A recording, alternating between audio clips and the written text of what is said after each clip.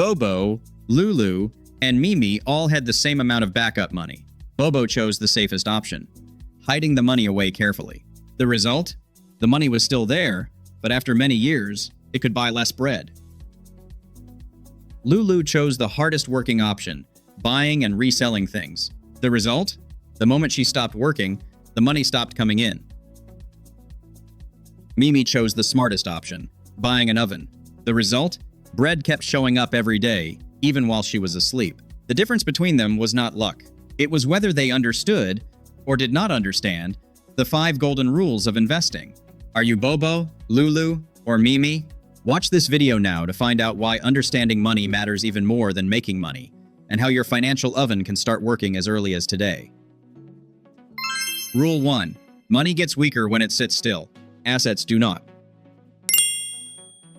Do you remember what $1 could buy 10 years ago? And now, what can that same $1 buy? If you keep letting your money sleep in a drawer or on a debit card year after year, you are letting inflation slowly eat away at your hard work. This is not just theory. It is exactly what BoBo learned the hard way the moment BoBo went to the market. BoBo was very careful with money. Every month, after getting paid, BoBo put the money in a drawer and felt safe because it was all still there. In BoBo's mind, not spending money meant not losing money, so that felt safe. LuLu looked at BoBo and thought the same way. Keeping cash seemed like the best way to avoid risk, because at least the money did not disappear. Mimi did things differently. Whenever Mimi had money, Mimi did not hold on to it for long. Mimi used it to buy bread, put it on the shelf, and sell it little by little. Mimi did not focus on keeping money. Mimi focused on making sure bread kept appearing and kept getting sold. To Mimi, money was not meant to sit still. It was meant to move. After a while, BoBo opened the drawer and saw the money was still exactly the same. BoBo felt pleased and thought that was the right choice. But when BoBo took that money to the market to buy bread, BoBo noticed something strange. The same amount of money bought less bread than before. The money had not disappeared, but its buying power had dropped. That is not just BoBo's personal problem. It is a common economic reality called inflation, when the prices of goods and services gradually rise over time, so the same amount of money buys less value. Meanwhile, Mimi was not affected as much when bread prices went up. Every day, bread still got sold, money came back, and that money kept being used to make more bread. Mimi's money kept moving with the goods, so price changes did not leave Mimi stuck like BoBo. From that, BoBo started to understand that the real issue was not whether the money was still there. The real issue was whether the money was being used to create new value or just sitting in one place. Once BoBo understood that money gets weaker over time as prices rise, BoBo started to think that simply buying something was better than holding cash. But very quickly, BoBo ran into another problem. Not everything you buy is a real asset. Some things make life more comfortable, but some things make money disappear even faster. And if you cannot tell the difference, then even without holding cash, you may still be moving backward. Rule 2. Not everything you buy is an asset. So BoBo decided to copy Mimi. Instead of leaving money in the drawer, BoBo used the money to buy bread, because BoBo thought the lesson was simple. Money should be used, not left sitting still. But unlike Mimi, BoBo bought bread to eat. The bread made BoBo full and happy, but after a short time, the bread was gone, and the money did not come back. LuLu did something a little different. LuLu used money to buy a lot of bread, then resold it during the day. By the end of the day, LuLu had more money than in the morning. But the next day, LuLu had to go buy bread again, stand there selling again, and if LuLu stopped, the cash flow stopped too. By the end of the day, LuLu's bread was gone, and the whole process had to start over.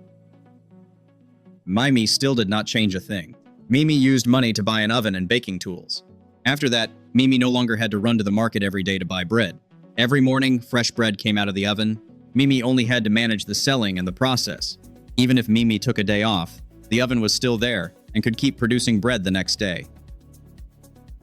The difference between the three of them was not the amount of money they started with, it was what they chose to buy.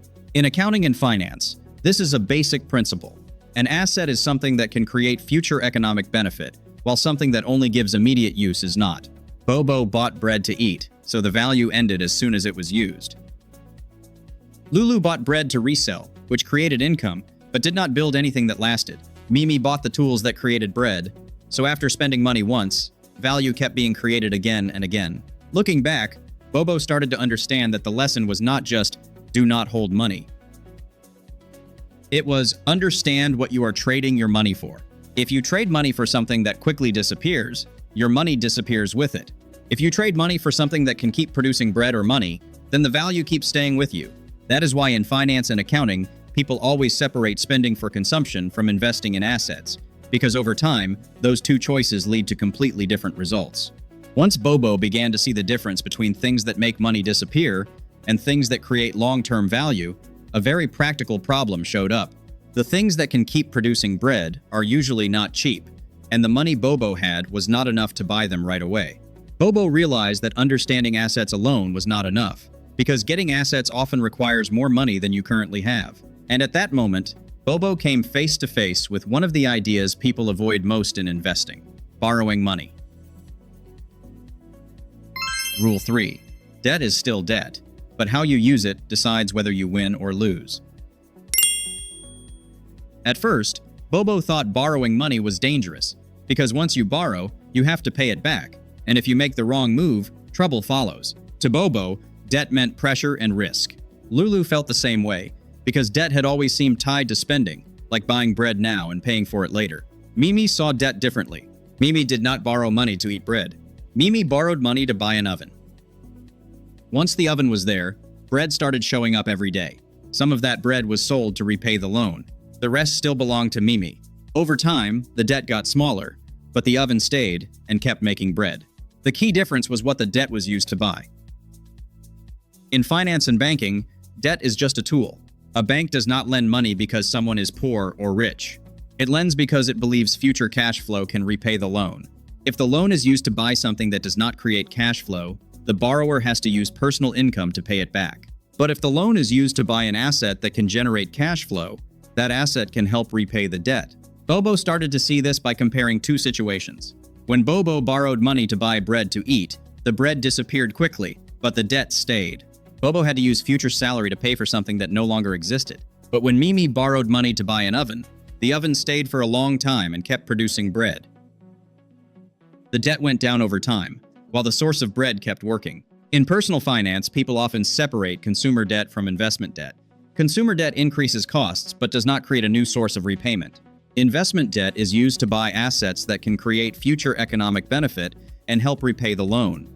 This is a basic principle used in banking, corporate finance, and investment management, not just a personal opinion. After understanding this rule, Bobo no longer saw debt as something completely bad. Bobo started to realize that the real risk is not whether you borrow or not. The real risk is what you borrow for, and where the cash flow will come from afterward. If you borrow without creating cash flow, debt becomes a burden. If you borrow to buy something that can create long-term value, debt becomes a tool. Rule 4. Do not chase a paycheck. Build something that produces money consistently. Once Bobo stopped fearing debt so much, things started to look clearer. Bobo understood that if money is borrowed the right way and used to buy something that creates long-term value, then debt is no longer just a burden. But when Bobo looked back at daily life, Bobo noticed something very familiar. Every morning, Bobo still had to go to work, wait for payday at the end of the month, then use that money to pay rent, food, and other expenses. Whether there was extra bread or not, Bobo still had to show up at work for money to keep coming in. LuLu was in a similar position. LuLu already had a few small assets producing bread, but if LuLu stopped working for a while, money still started to run short. The bread flow was not strong enough to carry all of daily life. LuLu realized that LuLu was still chasing money, just a little more slowly than Bobo. Mimi was different. Mimi did not focus on working more hours or earning a bigger paycheck. Mimi focused on building things that could produce money consistently. When Mimi took a day off, bread was still baking. When Mimi went away for a few days, bread was still being sold. The cash flow did not depend completely on Mimi's working time. This difference is stated very clearly in personal finance and economics. Wage income depends directly on time and labor, while income from assets can continue even when the owner is not actively working. And Bobo began to understand that the real issue was not how much money came in each month. The real issue was whether money would keep coming in after Bobo stopped. If all income comes from salary, then Bobo has to keep running forever. But if something produces money consistently, then Bobo finally has room to breathe. That is also why financial education always emphasizes cash flow, not just income level. This idea is widely used in both corporate finance and personal finance, where the ability to generate steady cash flow is seen as essential. Rule 5. Risk is not in money, assets, or debt. It is in the person using them. In the end, BoBo started paying attention to where money came from, and whether that cash flow would keep coming in later. The more BoBo learned, the more BoBo heard completely different stories. Some people used assets to live more comfortably. Others seemed to do the same thing but still ran into trouble. That made BoBo wonder, because from the outside, they looked like they were using very similar things. LuLu looked at those cases and became more cautious. LuLu chose to keep cash and keep working steadily because that felt familiar and easier to control. But after looking more closely, LuLu realized that many people got into trouble because they put money into things they did not really understand.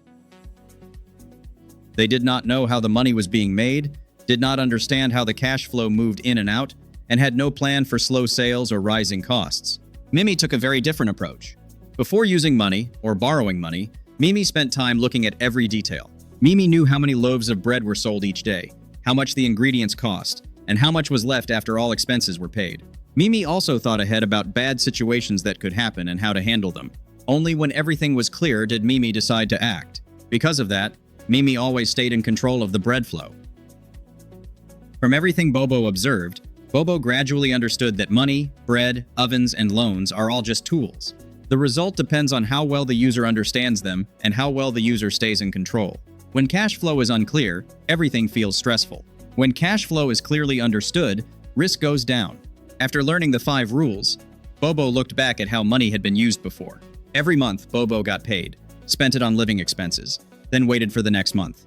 Money came and went quickly, and BoBo always felt like it had to be chased. Now it felt different. BoBo started paying much more attention to where money came from and whether it would come back.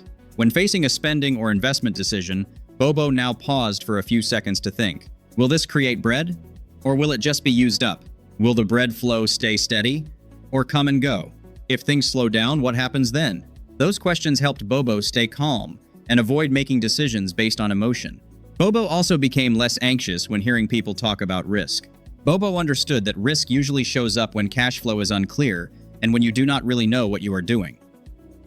When things still felt vague, BoBo chose to stop.